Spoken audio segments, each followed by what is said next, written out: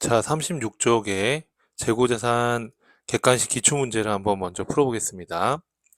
1번입니다. 자, 단기 12월 30일 현재 회사 창고에는 재고가 없으며 다음의 금액이 포함되어 있지 않다. 재무 상태표 상에 기말 상품 재고액을 구하면 얼마인가? 이렇게 돼 있어요. 자, 창고에는 없지만 다른 곳에 있는 게 우리께 될 수도 있잖아요. 자, 매입한 상품 중에 선적지 인도 기준에 의해 해상 중인 상품. 자, 선적지 인도 기준이라는 게 뭐죠, 여러분? 선적했을 때 구매자에게 소유권이 이전되는 조건입니다. 그러면 이 700만 원도 우리 창고에는 없지만 우리 재고가 돼야 되는 거 맞죠? 그럼 이 700만 원도 우리 재고로 봐야 됩니다. 위탁 판매를 위해서 수탁자가 보관 중인 상품. 자, 이것도 지금 우리 재고로 봐야 되는 거 맞잖아요. 그죠? 우리가 지금 수탁자한테 맡겨놓은 것 뿐이지. 이것도 당연히 우리 창고에는 없어도 우리 걸로 플러스 해야 되고요. 시용 판매를 위하여 소비자에게 인도한 상품. 자, 소비자가 갖고 있지만 매입 의사 표시는 올해 단기 12월 말에 하지 않았어요. 다음 연도에 의사를 표시한 거니까 12월 31일 시점에서는 우리 걸로 봐야 되는 거죠. 이해되시죠, 여러분? 이것도 더 해야 되는 거예요. 자, 할부 판매 계약에 따라 고객에게 인도한 상품. 할부 판매는 인도한 시점에 소유권이 넘어가요. 대금이 회수가 됐든 안 됐든 소유권이 넘어갔으니까 이거는 우리 재고에 포함하면 안 되는 거죠. 그렇죠? 이거는 그냥 무시하면 되는 거고. 그럼 플러스 된 것만 더해보면 얼마예요? 700만 원에다가 400만 원, 200만 원 더하면 1300만 원이죠. 1300만 원을 우리 창고에 없다 하더라도 우리 재고로 봐야 된다라는 거예요. 이해될까요, 여러분? 2번 이렇게요. 자, 2번 문제 보겠습니다. 자, 다음 중 재고자산에 대한 설명으로 옳지 않은 거.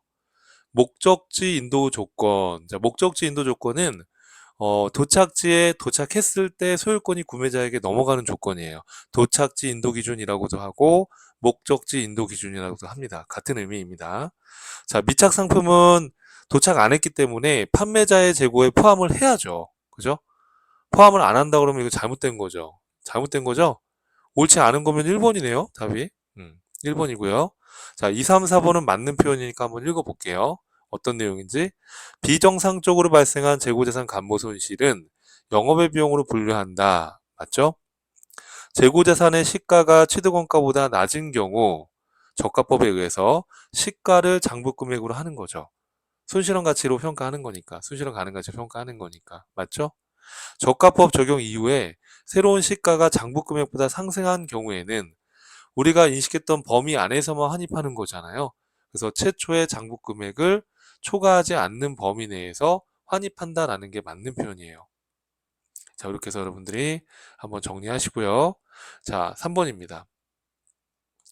자, 다음 중 재고자산에 대한 설명으로 옳지 않은 것은 매입한 상품 중에 선적지 인도 기준에 의해 운송 중인 상품은 구매자의 재고에 포함해야 된다. 맞죠?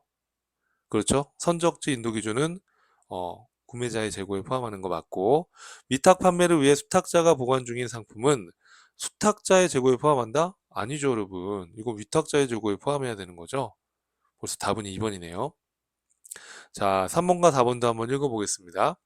저가법으로 평가 시 발생한 재고자산 평가 손실은 매출원가에 가산하며 재고자산 차감 계정으로 표시한다. 즉 재고자산 평가 충당금으로 해서 해당 재고자산의 차감 계정으로 표시한다라고 했었죠.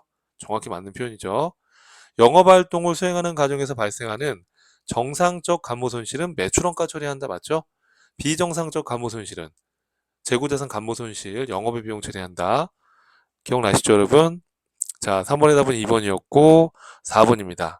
자, 단기 12월 31일 결산일 현재 창고에 있는 기말재고 자산을 실사한 결과 창고에 보관 중인 기말재고 자산은 2천만 원으로 확인되었다.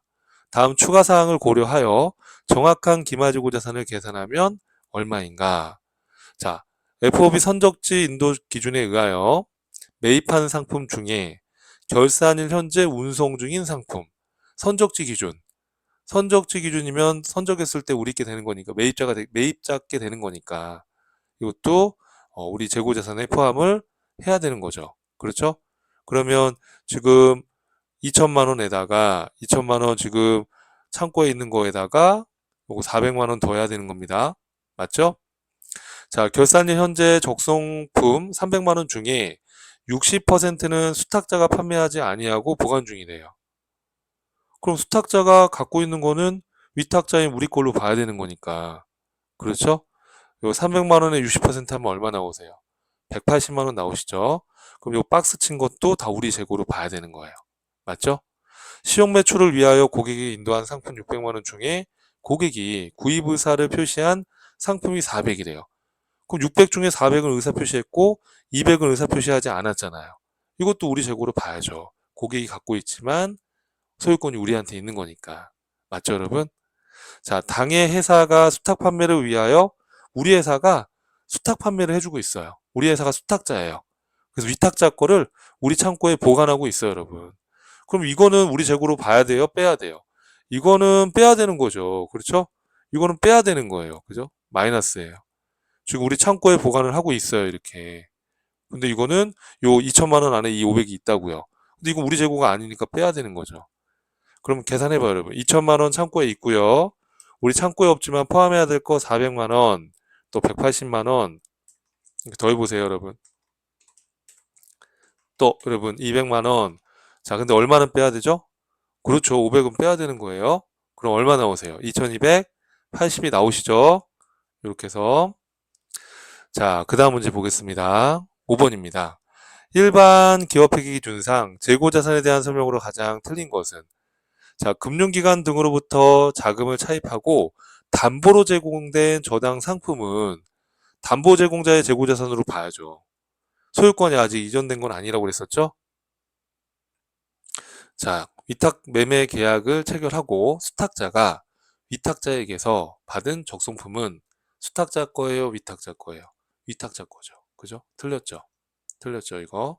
틀린 것은 2번이 답이 되겠죠, 우선은.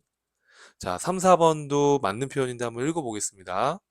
매입자가 일정 기간 사용한 후에 매입 여부를 결정하는 조건으로 판매한 시송품은 매입자가 매입 의사를 표시하기 전까지는 그렇죠. 판매자의 재고로 봐야죠. 자, 유산스 빌 또는 DA 빌과 같이 연불 조건으로 원자재를 수입했다. 그러니까 원자재를 수입하면서 돈이 없으니까 나눠서 이렇게 주겠다라는 거예요. 그럼 이때 이자가 발생하겠죠. 이거는 원재료 취득을 위해서 들어간 취득 부대 비용으로 봅니다. 그래서 원재료의 취득 원가로 처리하는 게 맞습니다. 자, 6번입니다. 다음은 주식회사 우리의 단기 재고자산 관련된 자료이다. 매출액이 20만 원인 경우 매출 총 이익이 얼마인가 이렇게 물어봤어요. 그럼 매출 총 이익은 매출액에서 매출 원가 뺀 거 맞나요? 그렇죠? 매출액은 나와 있어요. 그럼 매출 원가만 알면 매출 총 이익을 구할 수 있어요. 매출 원가는 어떻게 구하는데요, 여러분? 기초상품 재고액에서 뭘 더해요? 단기 상품 매입액을 더하고 맞죠, 여러분? 기말 상품 재고를 빼는 건데 자, 정상간모 손실 만 원이 차감된 후의 금액이다. 이렇게 돼 있어요.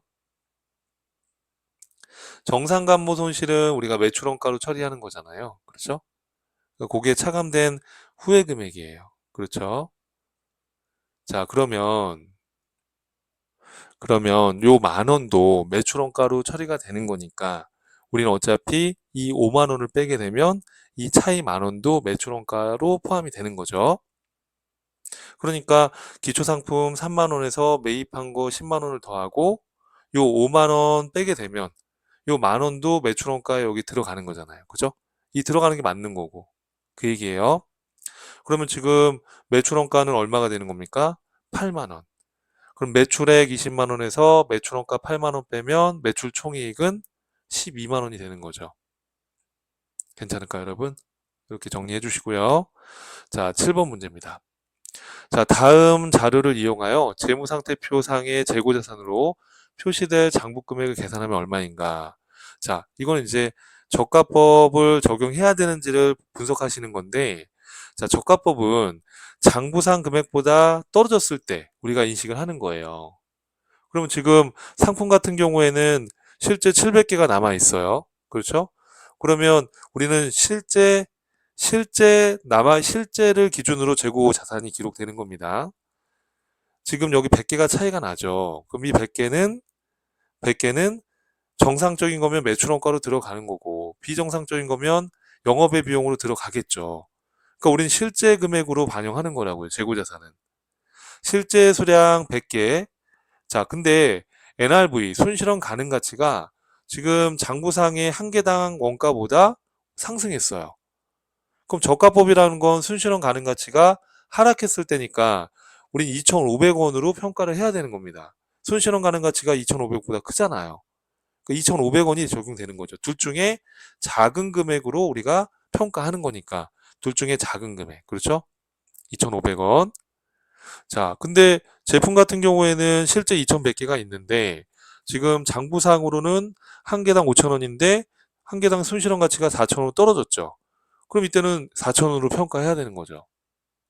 제공품의 경우에도 손실현 가능 가치입니다. 원재료는 현행 대체 원가로 한다라고 했었죠. 제공품도 손실현 가능 가치입니다. 자, 제공품이 지금 1000개가 지금 실제 있는데, 자, 장부 금액이, 단위당 장부가액이 800원인데, 손실현 가치가 올랐죠. 그럼 이때는 올랐잖아요. 이때는 장부 금액으로 하는 거죠. 이해될까요? 그래서 지금 제가 여기 써놓은 것처럼 700개 곱하기 2,500원 하면 175만 원이 나와요. 계산해놨습니다. 자, 2,100개 곱하기 둘 중에 작은 거 4,000원 하면 840이 나옵니다. 자, 1,000개 곱하기 둘 중에 작은 거. 손실현 가능 가치가 떨어졌을 때만 우리가 손실현 가능 가치로 한 거니까 장부가액이 더 크면은 장부가액으로 하는 거예요. 이해되시죠, 여러분? 그래서 1,000개 곱하기 800원 하게 되면 80만 원. 그럼 요거 다 더한 금액이 재무상태표의 재고자산 금액이 되는 거예요. 175만 원 더하기 840만 원, 80만 원 하게 되면 1,095만 원이 재무상태표의 재고자산으로 표시가 되는 거죠. 그럼 몇 번인가요? 1번이죠, 여러분. 이렇게 1번으로 선택하시면 되는 겁니다. 자, 8번입니다. 자, 창고에 보관 중이던 재고자산 중에 화재로 인해서 180만 원을 제외한 금액이 파손되었다. 이 파손된 피해 금액을 계산해봐라. 이렇게 돼 있어요. 자, 창고에 보관 중이던 재고자산 중에 180을 제외한 금액이 파손됐다. 그럼 기말재고가 얼마인지 계산해야 되겠네요. 그 기말재고 중에 180 뺀 게 우리가 파손 금액이 되는 거니까 피해액이 되는 거죠. 자, 그러면 지금 어쨌든 간에 기말재고를 구해야 되는데 여기 보니까 기말재고는 안 나와 있고 지금 매출 총 이익률이 나와 있어요. 자, 매출 총 이익률이 10%면 원가율이 몇 %인가요? 그렇죠. 자, 그러면 매출액 7,800에서 원가율 90% 하게 되면 매출 원가는 7,020만 원이 나옵니다. 그럼 우리가 기말재고 금액을 어떻게 구하면 될까요? 이 매출원가 7,020만 원은 기초 재고에서 단기 매입을 더하고 기말재고를 빼서 나온 게 이 금액이니까 기초 재고 2,300에서 단기 매입한 거 5,600을 더하고 매출원가 7,020을 빼면 이 880이 뭐예요? 이게 기말재고 금액이 되는 거예요. 기말재고 금액이 880인데 피해 180만 원을 제외하고 피해를 봤다고 했으니까 180을 빼게 되면 피해 금액은 700이 되는 거죠. 이해될까요, 여러분? 답이 1번이었다라는 거예요. 이거 쉽지 않았죠. 즉, 매출 총 이익률의 개념을 정확히 모르면 이 문제 못 푸는 거죠. 그죠? 그래서 이런 식으로 문제가 또 언급될 수 있기 때문에 여러분들이 자꾸 문제를 읽어보고 푸는 연습을 해보셔야지 또 고득점할 수 있으니까 제가 기본서에 넣어놓은 이 정도 문제는 꼭 연습을 해서 이제 기출문제 풀이할 때도 반복해서 하시면 됩니다. 이렇게 해서 자꾸 반복해서 풀어주는 연습을 해주시면 좋겠고요. 여기 그 밑에는 해설이 나와 있으니까 여러분들이 한번 참고해 보시면 되겠습니다.